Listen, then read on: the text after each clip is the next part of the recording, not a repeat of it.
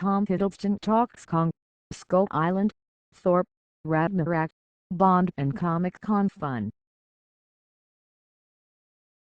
Already a Comic-Con veteran, Tom Hiddleston became a confab legend when he showed up in 2013 in full Loki mode and took over Marvel's Hall H presentation.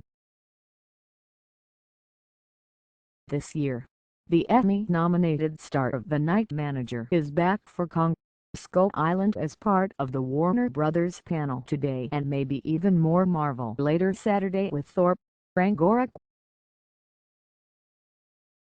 Flying into San Diego from Australia's Gold Coast where he has just started filming the latest God of Thunder pic set to come out next November, Hiddleston also has a lot of eyes on him as potentially the next James Bond. With 12 Emmy nominations for the AMC/SDCC miniseries, including an Outstanding Lead Actor nom for Hiddleston himself, there's even more talk a Night Manager follow-up could be in the cards. I chatted with Hiddleston about what to expect from Skull Island and Thor, Rangorak as well as those Bond rumblings. Here last year for Guillermo del Toro's Crimson Peak, he also revealed his feelings about SDCC and those Emmy bombs. Deadline. You've been coming to San Diego for several years now, primarily for Marvel pics as Loki. From that Hall H perspective, what's your take on the shindig? Hiddleston. Well, Comic-Con is the location of some of my fondest memories in the last 5 years.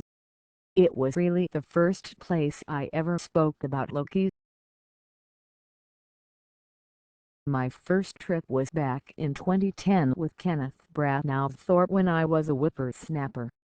But I had been told about Comic-Con in advance of that and I was excited because people had always talked about the purity of the enthusiasm at Comic-Con. Deadline.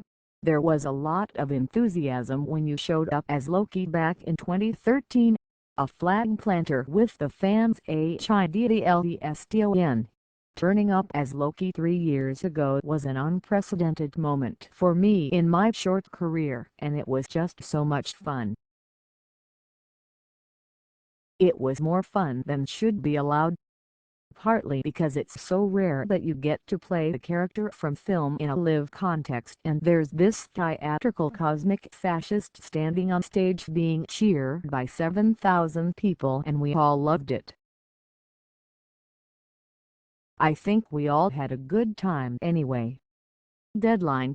You've been filming the Taika Waititi-directed third Thor movie in Australia in the past few weeks with Chris Hemsworth back as the God of Thunder and Mark Ruffalo's Hulk in the mix. How does Ragnarok differ from past Marvel movies? Hiddleston. I think the experience being in the Avengers has changed Thor as a character. He's picked up a few earthly ways and certainly a few earthly companions. And also, the experience of being on Earth, I think, has changed Loki. I don't want to reveal too much, but when you see the 3 characters who haven't shared the same space since the end of Avengers, there's a lot that happens to great dramatic and comedic effects.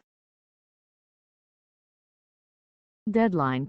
Speaking of dramatic effects, you'll be back in Hall H on Saturday at the WB Mega panel for Kong, Skull Island, which has Brie Larson, Goodman and Samuel L. among its cast. That's some heavyweight action. What was making that King Kong reboot like? Hiddleston. I loved making Kong, Skull Island. It was a completely unique experience. Chiefly, I think, because it felt like such a heavyweight cast. There's so many people from so many different backgrounds and with so many different skill sets. And we traveled to these extraordinary locations to the ends of the earth where nature is at its most beautiful and terrifying. And that was, I think, the genius of Jordan Vogt-Roberts' pitch was an encouragement to shoot in real places and to make Skull Island out of parts of our planet that are absolutely breathtaking and remote. Where you could believe that Kong as a myth could originate. And the other thing to say about it is that part of his original idea was that he wanted to set it in the 70s. Deadline. Why is that important? Hiddleston. Because it was a world where technology is not what it is now, and that perhaps mankind might believe there were mysteries in the South Pacific that were still unsolved. There's an organization in the film called Landsat, which uses satellite technology that we're all now familiar with applications like Google Earth. Skull Island takes place at the very early development of that technology. So, the Western governments are already trying to put together, as it were, the god's eye view of the Earth, and there is one place they can't quite figure out. They send a crew of soldiers and scientists to check it out, and well, the rest remains to be seen. But it was such an epic shoot, and I know from the stuff I've already seen and the experience of doing it that you really feel the vividness of it. I think you will really feel how this was not shot on a sound stage, how this was shot in the jungles and the volcanic valleys of Hawaii, Australia, and Vietnam. Related, he night manager updates John Le Carre and revitalizes the spy drama. The deadline. Tom, you are contractually obliged to return as Loki for at least a couple more Marvel films. Skull Island could see a new franchise. Your Emmy-nominated performance in Night Manager. The talk of you being the next James Bond has reached fever pitch. Hiddleston. Laughs right. Deadline. But now some time has passed to let it all sink in a bit. What's your take on The Night Manager getting 6 Primetime Emmy nominations and 6 Creative Arts noms, including your first nomination? Hiddleston. It's very satisfying because The Night Manager for me, and I know for Hugh and Suzanne, was the greater part of 2015, and we threw ourselves at it because we wanted to honor the great writing of John Le Carre. You never know if things are going to catch fire in the audience. So I feel very lucky and incredibly honored.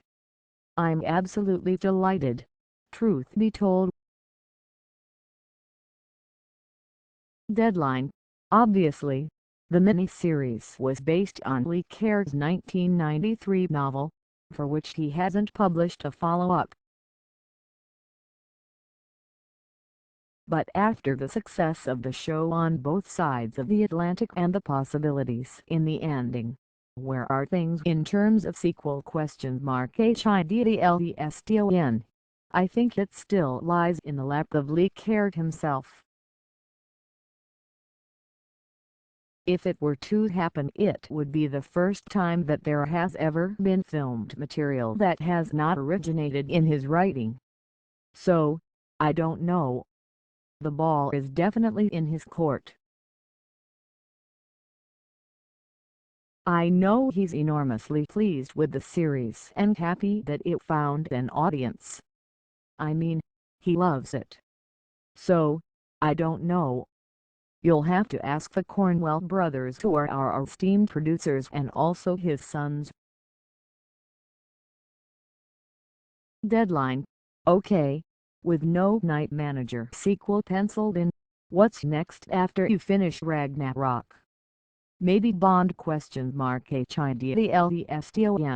Ha. I never make plans because every time I've tried to make plans life is full of surprises.